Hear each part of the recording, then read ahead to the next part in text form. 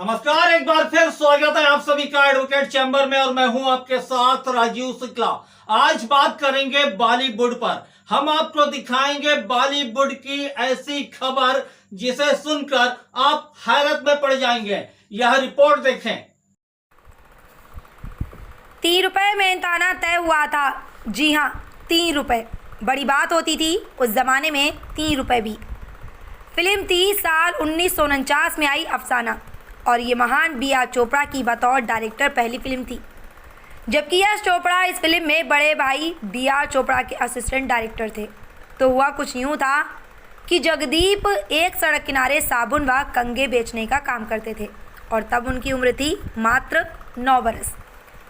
एक दिन उनके पास एक जूनियर आर्टिस्ट सप्लायर आया और बोला, फिल्म में काम करोगे?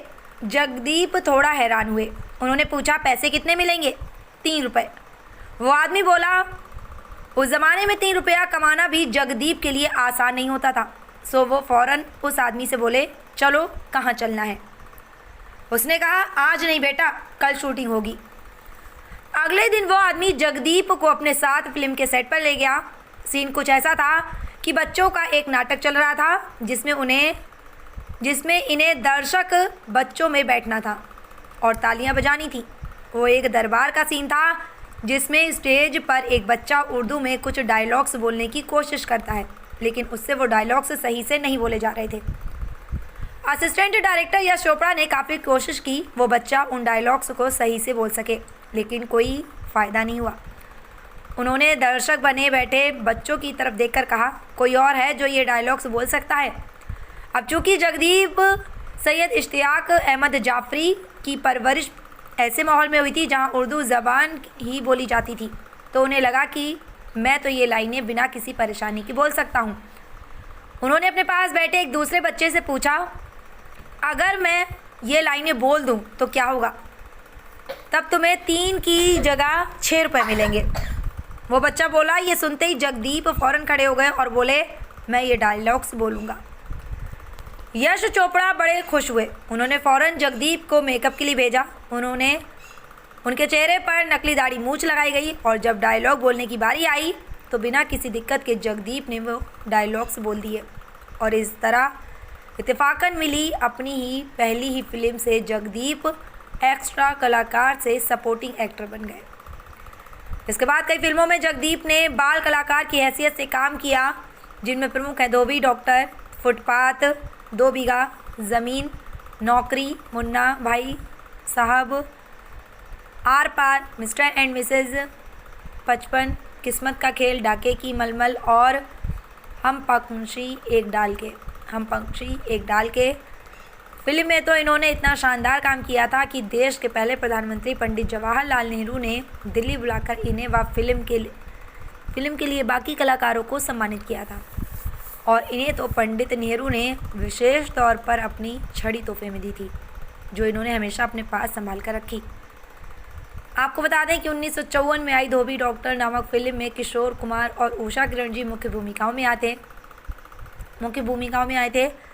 उस फिल्म को फणी मजूमदार जी ने निर्देशित किया था और प्रोड्यूस किया था विमल रॉय जी ने।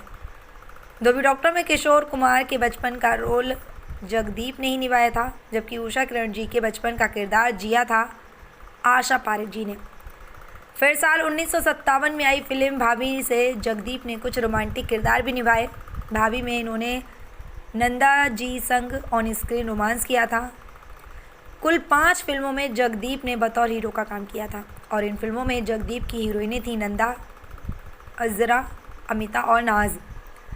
जगदीप कहते थे कि वो इकलौते चाइल्ड एक्टर थे जिसने बिना रुके पूरे 45 सालों तक काम किया था, वरना उनसे पहले के, उनके साथ के और उनके बाद भी जितने नामी बाल कलाकार हुए, उनमें से अधिकतर 14 से 15 वर्ष की उम्र में आने के बाद किसी न किसी वजह से फिल्मों से दूर हो गए।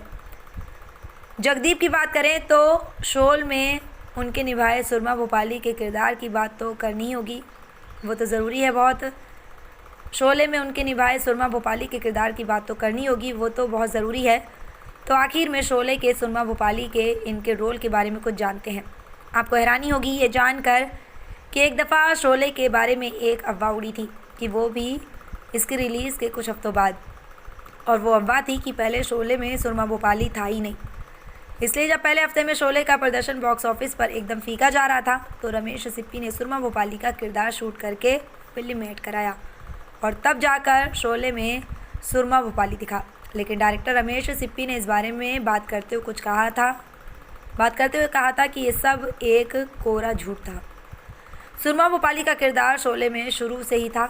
हुआ ये था कि शुरुआती हफ्ते की असफलता के बाद जब शोले के डिस्ट्रीब्यूटर राजश्री प्रोडक्शंस ने रमेश सिप्पी से गुजारिश की कि क्या वो फिल्म को थोड़ा छोटा नहीं कर सकते, तब रमेश सिप्पी शोले में से असरानी जी और जगदीप जी के दृश्य हटा दिए। दरअसल शोले इतनी लंबी फिल्म थी कि बहुत से ट्रेड एक्सपर्ट्स ने इसकी ड्यूरेशन की आलोचना की थी। लेकिन ये दृश्य हटने के बाद तो जो लोग दोबारा शोले देखने आए थे वो बहुत निराश और नाराज़ हुए। कईयों ने कहा कि वही दृश्य तो इस फिल्म की जान थे।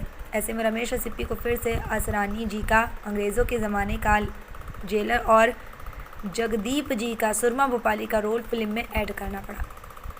आज जगदीप साहब का जन्मदिवस है। 29 मार्च 1939 को मध्य प्रदेश के दतिया में जगदीप साहब का जन्म हुआ था। इनका असल नाम था सैयद इश्तियाक अहमद जाफरी। इनके पिता किसी ज़माने में अपने इलाके के नामी बैरिस्टर हुआ करते थे, लेकिन एक दिन इनके पिता की अचानक मौत हो गई और उसके कुछ ही दिनों बाद देश का विभाजन हो गया। इन्हें अपना घर छोड़ना पड़ गया। ये अपनी मां संग मुंबई आ गए और वहां बेहद गरीबी में इनका जीवन गुजरा।